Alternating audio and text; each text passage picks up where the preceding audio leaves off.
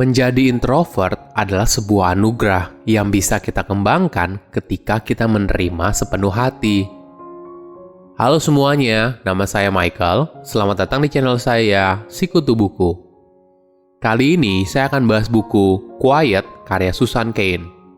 Sebelum kita mulai, buat kalian yang mau support channel ini agar terus berkarya, caranya gampang banget. Kalian cukup klik subscribe dan nyalakan loncengnya. Dukungan kalian membantu banget supaya kita bisa rutin posting dan bersama-sama belajar di channel ini. Buku ini membahas kalau masyarakat sering meremehkan seorang introvert dan lebih mengagungkan seorang ekstrovert. Padahal 1 dari 1/3 manusia di dunia adalah seorang introvert. Mereka adalah orang yang lebih senang mendengarkan daripada berbicara. Orang yang suka berinovasi dan menciptakan sesuatu tapi tidak menyukai berdiri di depan orang banyak. Mereka yang senang bekerja mandiri daripada bekerja dalam sebuah tim. Jika dunia memberikan introvert kebebasan untuk menjadi dirinya sendiri tanpa harus memaksakan semua orang menjadi ekstrovert, maka kita akan membantu introvert untuk tumbuh dan berkontribusi positif pada dunia. Saya merangkumnya menjadi 3 hal menarik dari buku ini. Pertama, salah kaprah soal introvert. Banyak orang hebat di dunia merupakan seorang introvert. Orang seperti Mahatma Gandhi, Warren Buffett, Bill Gates, dan Steve Wozniak adalah seorang introvert dan merupakan orang yang cukup berpengaruh di dunia. Namun sayangnya, dunia cenderung memprioritaskan seorang ekstrovert. Sebagai contoh, pada kelas zaman dulu, murid banyak mengerjakan tugasnya sendiri. Namun, zaman sekarang, murid didorong untuk selalu bekerja dalam kelompok. Bahkan untuk mata pelajaran yang butuh waktu sendiri seperti matematika dan menulis kreatif. Murid yang lebih suka menyendiri malah dianggap aneh dan bahayanya dianggap sebagai anak yang bermasalah. Mayoritas guru juga percaya kalau murid ekstrovert lebih baik daripada murid introvert. Padahal berdasarkan penelitian, murid introvert memiliki nilai yang lebih baik dan cenderung memiliki wawasan yang lebih luas. Perlakuan spesial pada ekstrovert bukan hanya terjadi di dalam kelas, tapi juga di tempat kerja. Sekarang, banyak tempat kerja mengadopsi gaya open office tanpa dinding pembatas satu sama lain, di mana kita tidak memiliki jarak antara kita dan rekan kerja, seakan-akan tidak ada privasi yang kita miliki.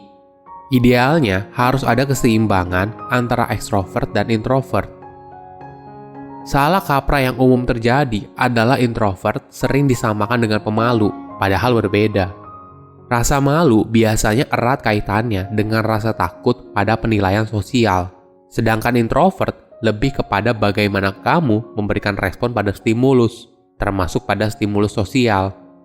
Jadi, ekstrovert adalah orang yang suka dengan stimulus sosial yang besar, menikmati pesta, dan pertemuan dengan banyak orang. Sedangkan introvert cenderung lebih suka pada suasana yang tenang dan sendiri. Tentu saja, hal ini tidak berlaku setiap saat, tapi hampir setiap waktu. Mispersepsi yang lain adalah kalau introvert tidak suka dengan orang lain. Tentu saja hal ini tidak benar. Mayoritas populasi manusia berada di antara spektrum introvert dan ekstrovert, atau dikenal dengan ambivert. Bahkan, psikolog Carl Jung yang mempopulerkan istilah ini mengatakan kalau di dunia tidak ada orang yang murni ekstrovert atau murni introvert. Kedua, pergeseran budaya di tempat kerja. Ada alasannya kenapa orang zaman sekarang lebih suka dengan ekstrovert dan jawabannya ada di sejarah budaya. Di Amerika Serikat pada zaman dulu, budayanya lebih cenderung pada orang yang punya karakter yang baik. Masyarakat lebih menghargai apa yang ada di dalam diri seseorang, terutama akhlaknya. Contohnya bisa dilihat dari buku pengembangan diri pada zaman dulu banyak berisi topik soal karakter. Tapi ketika kita masuk ke abad 20, pelan-pelan budayanya berubah. Masyarakat lebih cenderung pada persona seseorang. Hal ini disebabkan adanya pergeseran dari era agrikultur ke era industrial. Di era ini, banyak orang yang dulunya tinggal di desa, kemudian pindah ke kota untuk bekerja. Budayanya juga berbeda. Ketika dulu mereka bekerja dengan orang yang mereka kenal, sekarang mereka harus membuktikan diri di depan orang asing. Jadi tentu saja, hal yang lebih penting adalah persona, seperti karisma dan pembawaan diri. Buku pengembangan diri masa kini juga sudah bergeser. Contohnya, di zaman sekarang lebih laku buku yang judulnya How to Win Friends and Influence People. Inilah hidup yang kita jalani sekarang. Padahal, riset membuktikan pemimpin yang introvert seringkali memberikan hasil yang lebih baik. Hal ini disebabkan ketika mereka memiliki karyawan yang proaktif, mereka cenderung lebih banyak mendengar sehingga karyawannya memiliki kebebasan untuk mengutarakan idenya. Sedangkan pemimpin yang ekstrovert cenderung terlalu bersemangat pada ide mereka sendiri, sehingga ide orang lain cenderung sulit diterima. Pemimpin introvert cocok untuk memimpin karyawan yang kreatif dan inovatif, sehingga dia mampu mendapatkan hasil terbaik dari karyawannya. Hal yang berbeda apabila karyawannya cenderung pasif, maka pemimpin ekstrovert lebih unggul karena memiliki karisma yang kuat dan mampu mengarahkan mereka.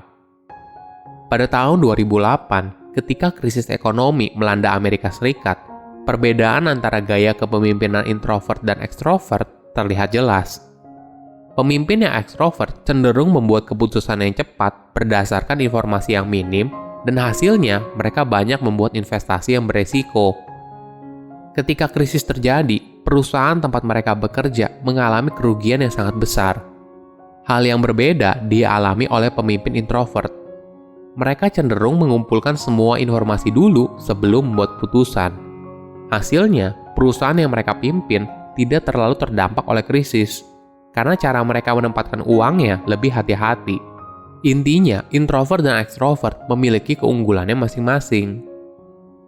Ketiga, kerjasama introvert dan ekstrovert. Interaksi antara introvert dan ekstrovert seringkali muncul kesalahpahaman.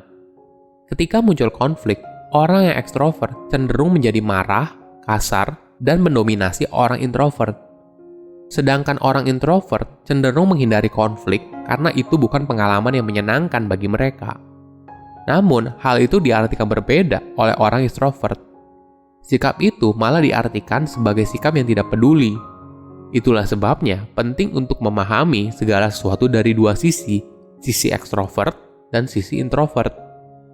Franklin D. Roosevelt, Presiden Amerika saat Perang Dunia Kedua, adalah seorang ekstrovert. Franklin orang yang ceria, suka pergi ke pesta, dan bertemu orang banyak. Istrinya, Eleanor, merupakan pribadi yang sangat introvert.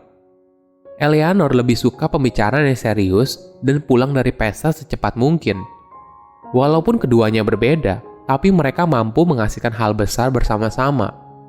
Eleanor membuka mata suaminya soal kemiskinan anak dan diskriminasi minoritas.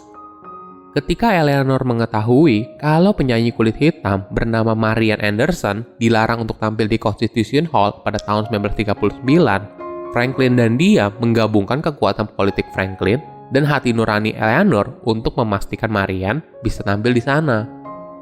Dunia butuh bukan hanya introvert atau extrovert, dunia butuh keduanya. Ada masanya seorang ekstrovert yang open-minded juga menginginkan pembicaraan yang dalam, bukan hanya small talk.